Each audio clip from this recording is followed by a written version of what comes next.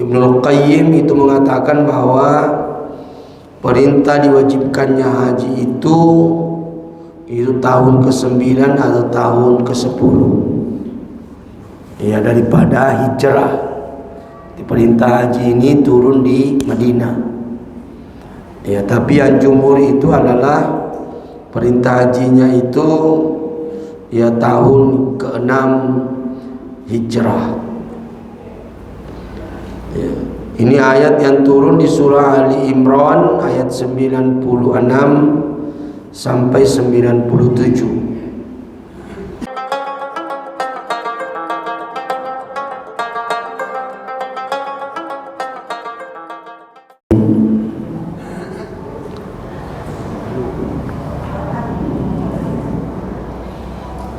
Ilahana ya Allah, anta maksudana wa ridhoka matlubana wa a'tina mahabbataka wa ma'rifatak.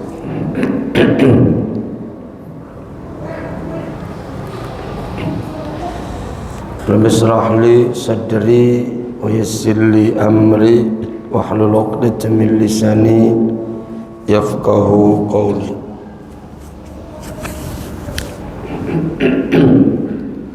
Subhanaka la ilma lana illa ma 'allamtana innaka antal alimul hakim. Assalamualaikum warahmatullahi wabarakatuh.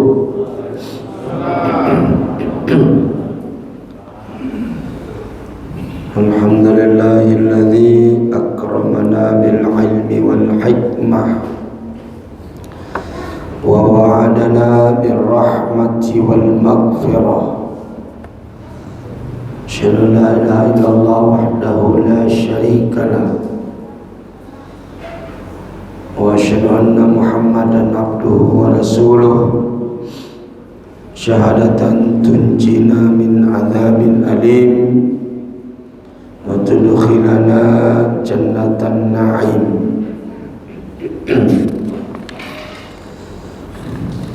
Allahumma salli ala sayyidina Muhammadin wa ala alihi wa ashabihi wa ummatihi wa zurriyyatihi wa atba'ihi ila yaumiddin. Amma ba'du.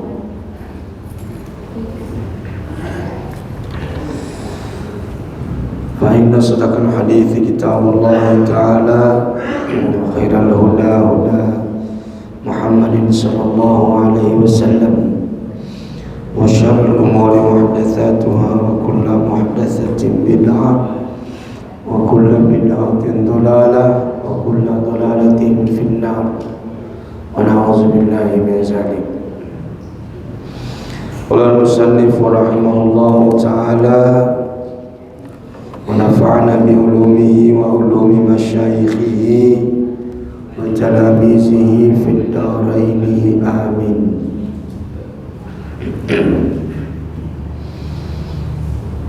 Qala Allah ta'ala fi kitabihil karim fi surati Ali Imran, inna awwala baiti wudi'a lin-nasi lalladhi bi Bakkata mubaraka wa hudan lil alamin. Fihi ayatun bayyinat maqamu Ibrahim wa man dakhalahu kana amina walillahi 'alan nas hajjul baiti man istata'a ilaihi sabila wa man kafara fa innallaha ghaniyyun 'anil 'alamin. Hadirin sekalian, Bapak Ibu, jamaah maghrib, jamaah ta'lim dan jamaah isya nantinya yang sama dirahmati dan diridhoi oleh Allah Subhanahu wa taala. Alhamdulillah, kembali lagi kita memuji Allah Subhanahu wa taala, karena memang Allah lah yang pantas untuk mendapatkan pujian. terutama kita dari hambanya yang beriman, karena Allah tak henti-hentinya, putus-putusnya memberikan kepada kita nikmat. Begitu pula salawat dan salam semoga tercurah kepada junjungan Nabiullah Muhammad sallallahu alaihi wasallam. Allahumma shalli alaihi. Beliau adalah uswatun hasanah dari semua segi kehidupan yang kita jalani di dalam beragama, di dalam bermasyarakat, berbangsa dan bernegara. Itu Rasulullah adalah contoh teladan yang sempurna. Apapun pekerjaan kita, itu Rasulullah sudah contohkan semua kepada kita. Tujuannya tentu tidak ada lain adalah supaya itu menjadi sunnah, dan setiap sunnah yang kita laksanakan maka pasti akan menanti mendapatkan balasan pahala yang minimal 10. Satu kebaikan yang kita lakukan kita dapatkan 10 sampai dilipat gandakan 700 adhaf, sampai 700 kali lipat, sampai kepada adhafun katsira, sampai berlipat-lipat ganda tak terhitung jumlah pahalanya. Itulah kelebihan yang diberikan oleh kita sebagai umatnya Rasulullah sallallahu alaihi wasallam. Selanjutnya kita masuk lagi di pembahasan kita di fiqh sunnah tentang haji. Yang kita pahami bahwa haji ini merupakan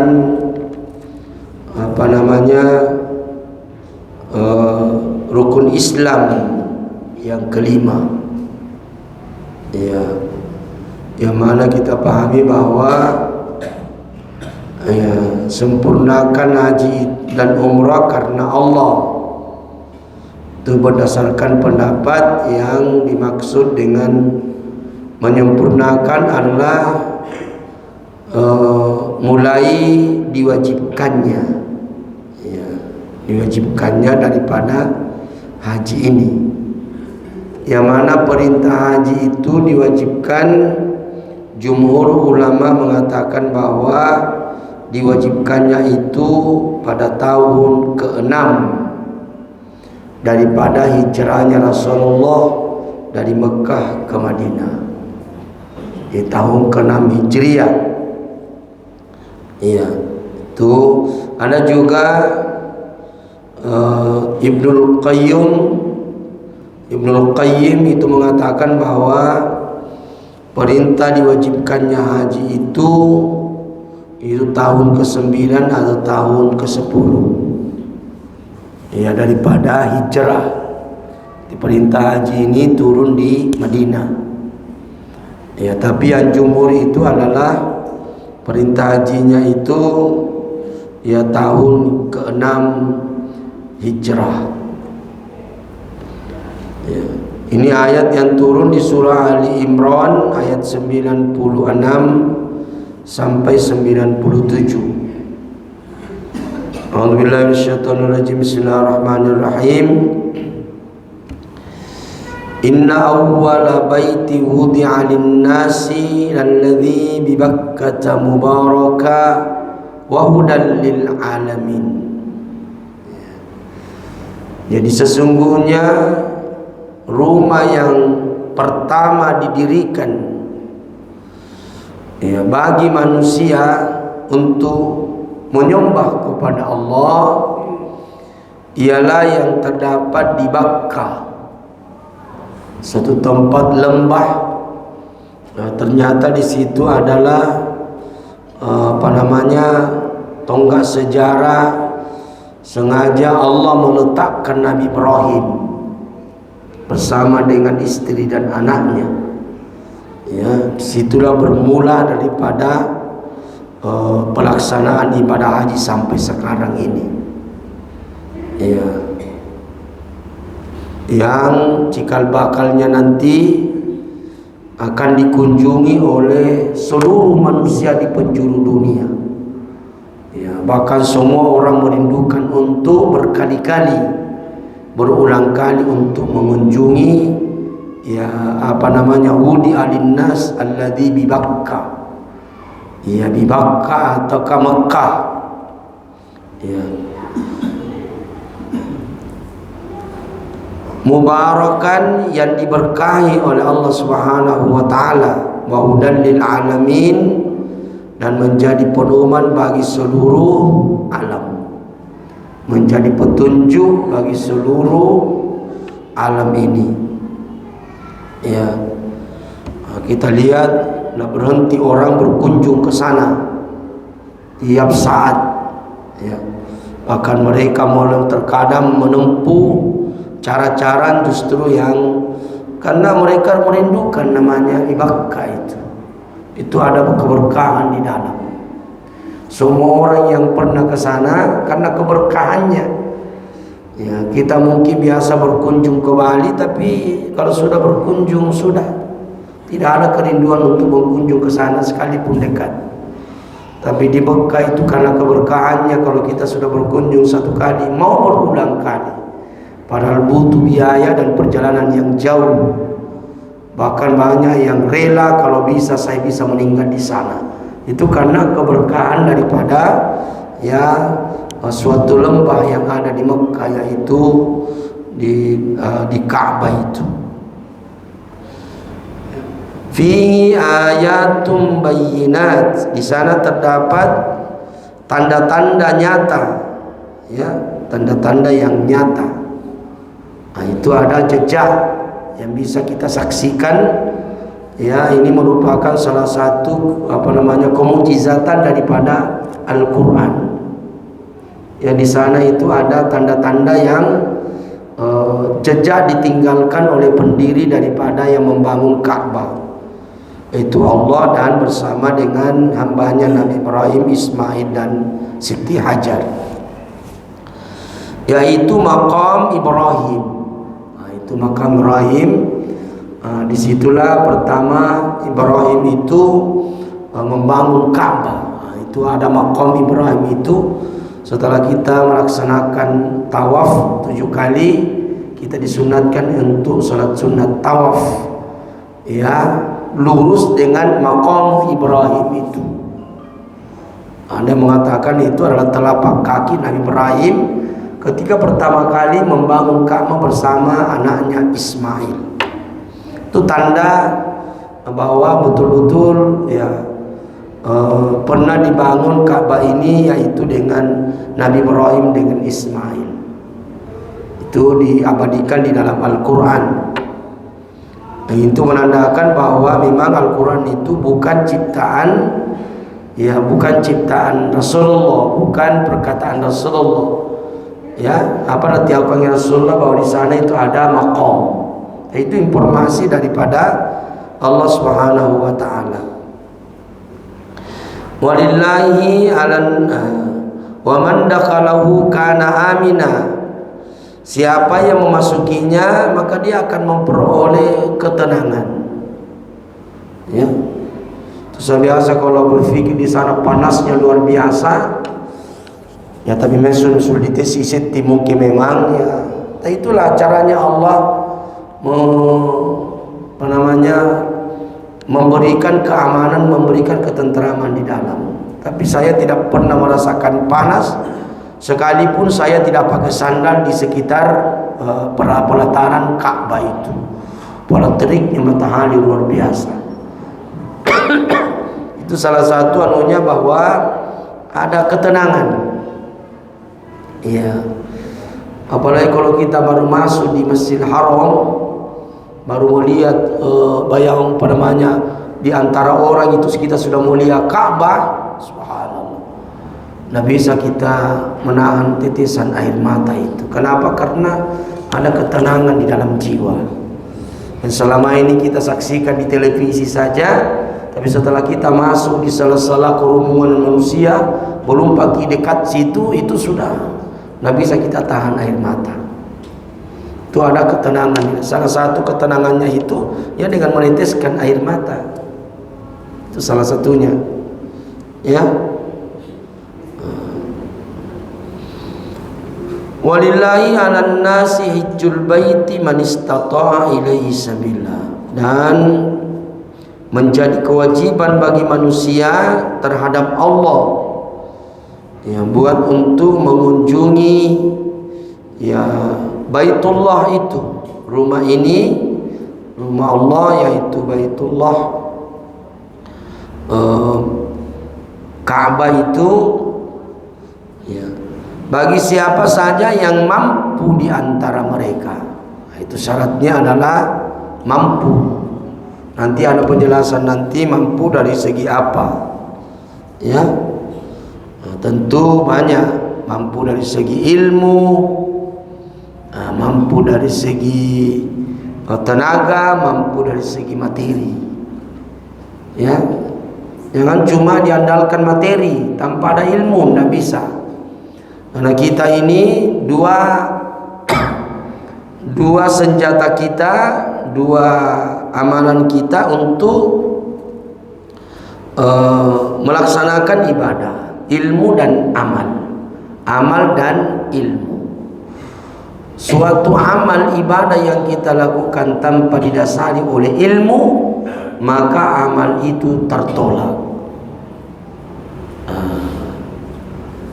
Tapi seseorang yang mempunyai ilmu lantas dia tidak melaksanakan, yu'adzibu qabla ya ubadul wasan, dia akan diazab sebelum diazabnya penyembah berhala.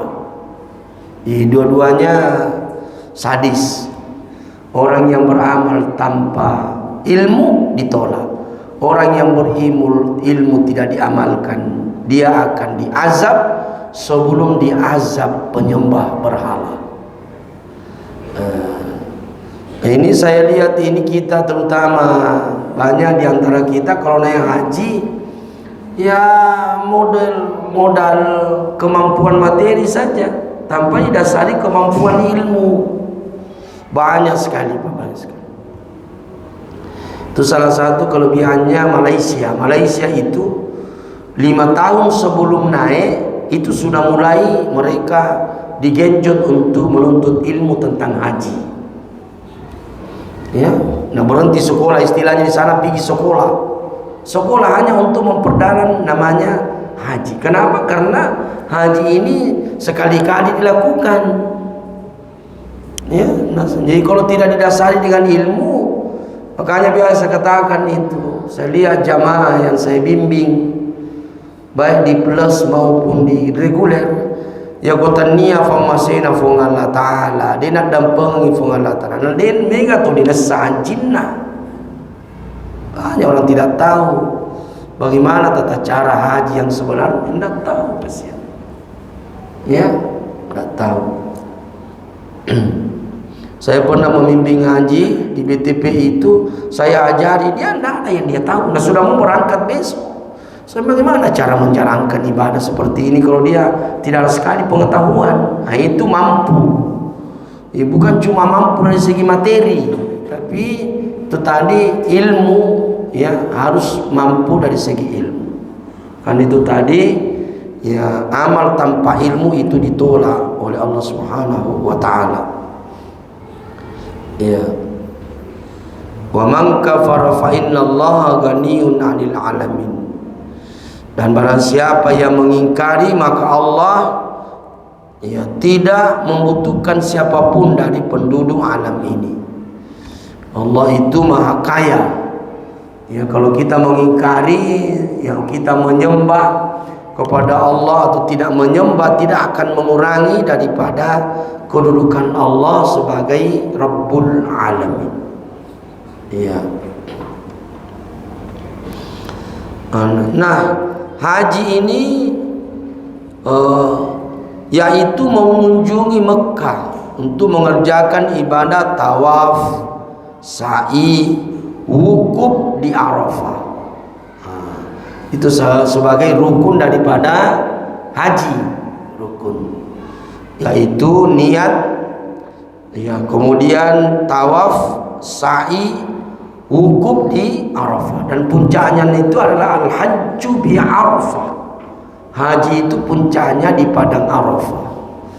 Makanya ya, biar bagaimana kondisinya orang sudah sakarat, ya sakit sekali, itu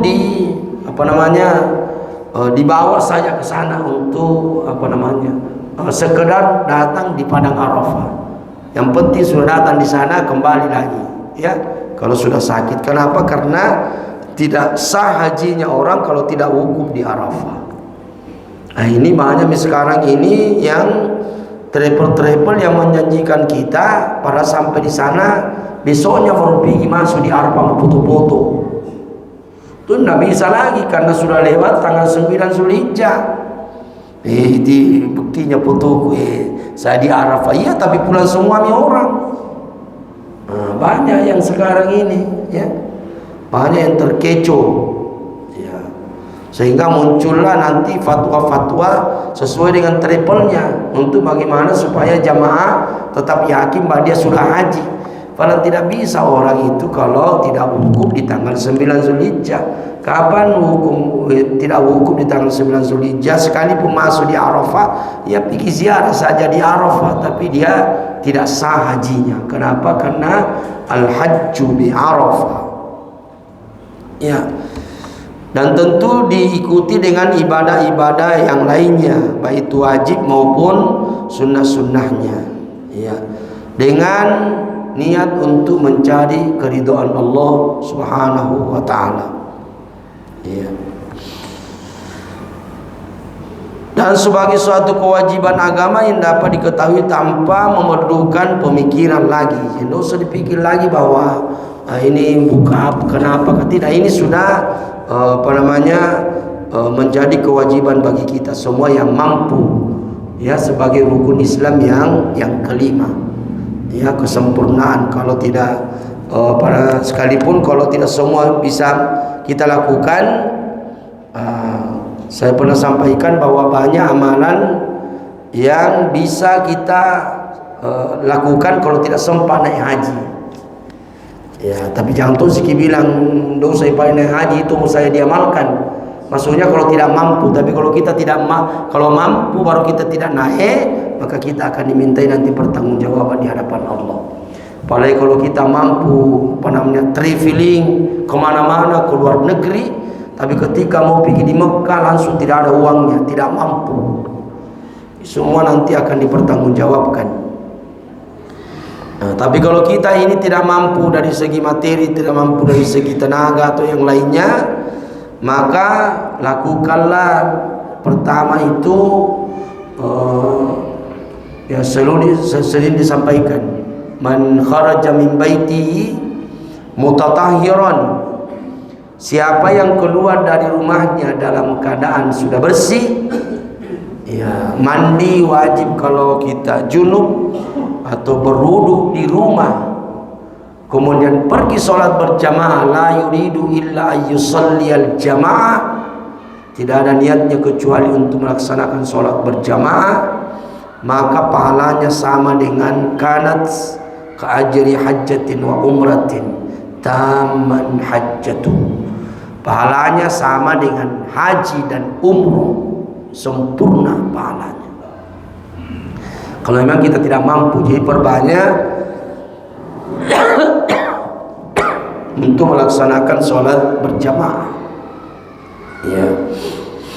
Dan man qada ilal masjid la yuridu illa ayyata'allamal ilma, siapa yang pergi ke masjid, ya, tidak ada niatnya kecuali untuk mencari satu ilmu pengetahuan atau menuntut ilmu seperti yang kita lakukan ini, maka pahalanya lagi sama dengan haji dan umroh. luar biasa. Kalau amalan-amalan begini luar biasa nih Pak. Ya kalau tidak sempat kita naik haji, kita tetap bisa masuk surga melalui pintu haji. Ya, dengan amalan ini. Memang Rasulullah sudah siapkan. Rasulullah sudah tahu bahwa tidak semua umatku itu bisa melaksanakan berziarah ke Mekah ya sebelum dia wafat. Maka disiapkan alternatif yang lain. Ya, semua bisa meraih. Itu dua ya. Yang ketiga, saya kira saya ulangi saja kembali, man shallal fajr bi jamaah, siapa yang sholat subuh berjamaah kemudian dia duduk, thumma qa'ada, dia duduk, yazkurullah azza wa jalla fi, dalam duduknya dia berzikir kepada Allah hatta tatlu asy-syams, sampai terbit matahari. Tsumma shalla rak'ataini, kemudian dia salat sunat 2 rakaat yang biasa kita kenal dengan salat sunat isyraq atau syuruk, maka lagi-lagi pahalanya sama dengan haji dan umroh. Bapak ibu yang mempunyai orang tua yang sudah tua, ya sudah tua itu paling banyak juga manfaatnya. Sudah tua lantas kita menjaga, pahalanya sama dengan haji. Ya, haji dan umroh. Bahkan lebih lagi itu, pahalanya sama dengan jihad di jalan Allah. Ya, kita tidak sanggup untuk pergi berjihad, ya maka apalagi sekarang sudah tidak ada lagi perang di negara kita, maka kalau kita mendapatkan pahala perang, pahala jihad itu berbakti kepada kedua orang tua. Apalagi kalau sudah tua bangka baru kita pelihara baik-baik, maka kita akan mendapatkan pahala yang besar, dapat pahala haji dan dapat pahala jihad di jalan Allah. Ya. Silakan Pak. Ini juga ada, kita dimasuki rumah ini kan ada beberapa orang yang selalu serang. Ya. Ada juga Ustaz yang menyampaikan harus kan ini lihat jam ini terbit sekitar jam 6 lewat 5 menit. Dia suruh ke depan lagi, tambah lagi 15 menit. Iya. Terus terbit kita langsung salat. Kalau saya itu berbaik sangka saja saya. Sama dengan waktu sholat. Nah, itu kan sudah disetting itu. Sudah disetting bahwa saya pernah sampaikan dulu. Ini kan jam berapa sekarang Isya? Jam 7:10. Ya. Sudah 10 mas. Contoh-contoh misalnya ini waktu sholat maksud saya dulu contoh. Ya saya ambillah di situ. Ya sama dengan waktu sholat. Kita berbaik sangka lagi. Sampai kita tambah-tambah bilang kasih tambah-tambah sedikit waktu isya. Ya kalau saya, kalau sudah masuk jam 7:10 berarti sudah bisa sholat isya orang. Nah itu sudah disetting ini yang punya ini. Ya, karena kita ini orang awam, kita mengikuti saja ini karena sudah disetting itu bahwa kalau sudah terbit mungkin sudah kasih lebih sedikit. Nah, ya. Lebih 3 menit. Itu makanya saya bilang tadi sudah kasih lebih itu yang setting Pak, karena dia sudah tahu bahwa sholat ketika terbit matahari itu adalah haram. Tapi kan kita tidak mampu untuk pergi mencelengi lagi itu matahari, maka maupun waktu ya terbit nikah apa kemampuan kita. Kita orang awam ini ikut saja, sudah disetting itu. Tidak usah milih kita mau tambah-tambahi lagi, sudah minta tambahi orang. Itu maksud saya. Ya jauh itu namanya selalu terlalu mencari masalah kalau saya. Ya sudah itu disetting itu Pak, sudah kalau saya ya pasti sudah kasih lebih sedikit karena dia sudah tahu ilmu falak itu, sudah tahu bahwa sholat ketika terbit matahari, tergelincir matahari dan terbenam matahari itu haram. Tapi kan kita orang awam ini kita tidak tahu ukurannya itu sama dengan zuhur. Itu kan kita tidak tahu bilang haram itu Pak kalau kita dia di atas subuh baru kita sholat. Ya, tapi kan sudah dikasih lebih sedikit waktu zuhur. Nah, sudah dikasih lebih sedikit waktunya itu Pak. Kalau menurut saya, jadi kita orang awam ini acuy bawan sudah dikelola oleh ahlinya. Ya, makanya saya katakan, sering saya sampaikan sekalian, terkadang ada orang itu sengaja itu mencari atau memperbesar masalah. Ada juga orang yang membenturkan antara Al-Quran dengan ulama. Ya, kalau kamu tidak menemukan, kalau kau menemukan persoalan di luar, maka kembalilah kepada Al-Quran dan hadis. Bahasanya bagus sekali, tapi macam kita orang awam tidak cocok. Nah, boleh kita langsung kepada Al-Quran macam kita ini, Pak. Saya sering sampaikan, karena bukan ahlinya. Ya, kapan kalian itu mengkaji Al-Quran, apalagi cuma melihat terjemahan Al-Quran, melihat terjemahan hadis, baru kita mengatakan sudah ini, itu sudah setan yang menemani kita. Kenapa? Karena bukan ahlinya. Ya, maka ada ahlinya yang mengkaji, yang punya kapasitas tentang itu. Saya sudah sering sampaikan, Pak, sama kalau kita bikin kue ya sudah Pak, kita bikinkan orang kue, baru kita disuguhi, Andre nih jangan terlalu banyak tanya. Tahu maksudnya Pak Haji? Andre nih jangan mau tanya, sama juga kalau kita pergi di warkop, sudah mau kopi, jangan mau kalau kita tanya bilang apa bahannya, dia mau tongkang bikin. Kalau kau bikin tidak seperti itu rasanya. Kenapa? Kau bukan ahlinya. Nah, sama dengan itu, Pak. Mengkaji agama itu sudah dikaji oleh ahlinya. Kita ini tinggal menikmati saja. Jangan kita juga mau mengkaji Al-Quran karena bukan ahlinya. Ya, kalau kita mengkaji Al-Quran bukan ahlinya, maka ya persilakan satu tempat di neraka. Itu bahayanya kalau kita bukan ahli.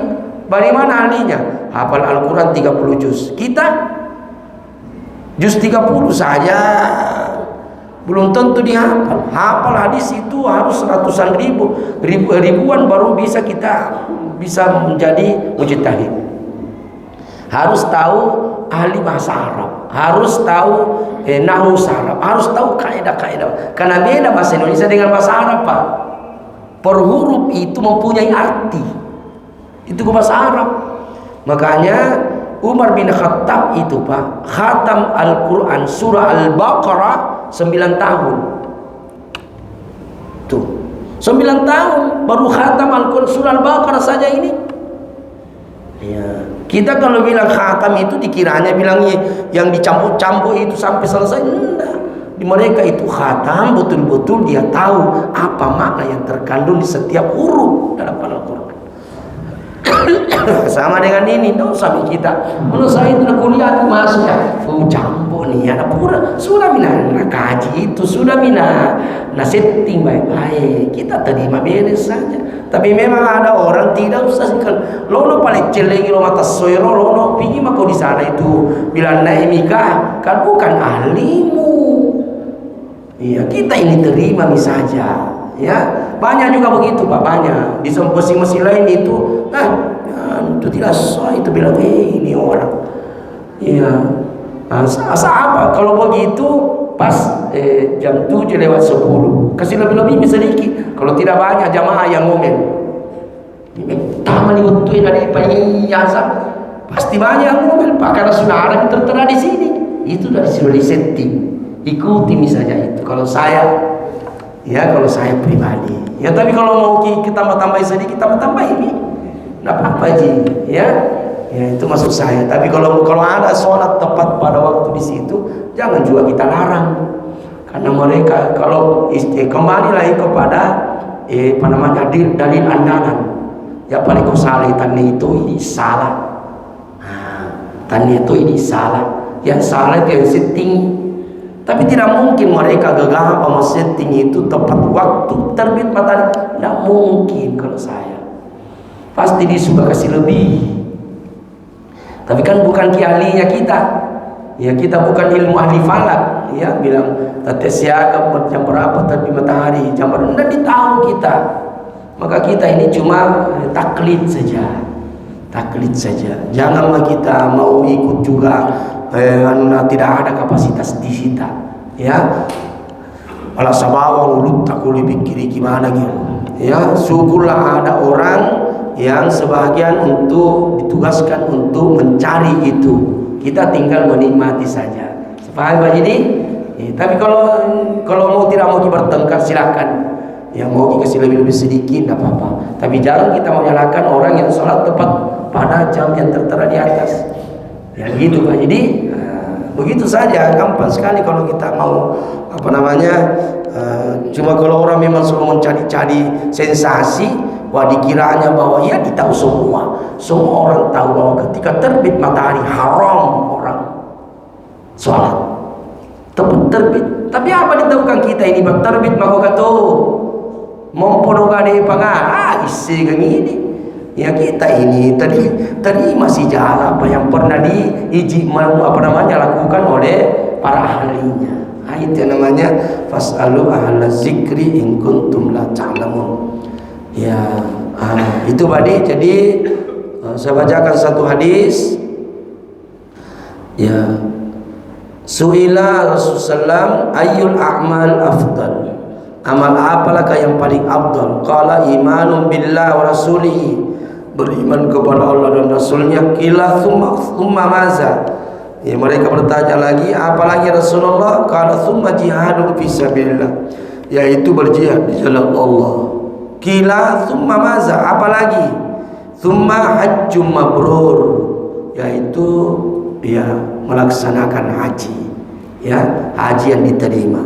Jadi kalau tidak sanggup fisabilillah, ibu-ibu apalagi kalau ada perempuan orang tua tak dijaga, ya maka diberikan keistimewaan, tidak usah mau kau yang sama pahalanya kalau kau naik haji dibandingkan kau jaga orang tuamu. Justru durhaka kita kalau naik haji baru tinggalkan orang tua yang masih yang sakit, ya. Itu kalau kita mau pahala, terkadang kita ini kan beribadah nafsu Pak. Nafsu itu karena kita mau pamer pergi di Mekah, sedangkan kita tinggalkan orang tua, ya sigalumu dengan TV nasi bawataina. Ya sebenarnya itu kalau kita dari segi hakikinya Pak, lebih afdal kalau kita jaga orang tua daripada kita naik haji. Ya, tapi kalau memang ada saudara yang lain cuma kebetulan naik ini rantak, nggak enak juga kalau tidak dimanfaatkan dengan baik-baik. Ya pindah tangan lagi kepada saudara yang lain supaya jaga baik-baik. Ya saya kira begitu sekalian. Jadi haji itu pahalanya juga sama dengan ya fisabilillah. Wallahu a'lam bishawab. Berikut kita lanjutkan. Allahumma rabbana zidna, Allahumma faqqihna fid din. Subhanakallahumma wa bihamdika asyhadu an la ilaha illa anta astaghfiruka wa atubu ilaik. Assalamualaikum warahmatullahi wabarakatuh.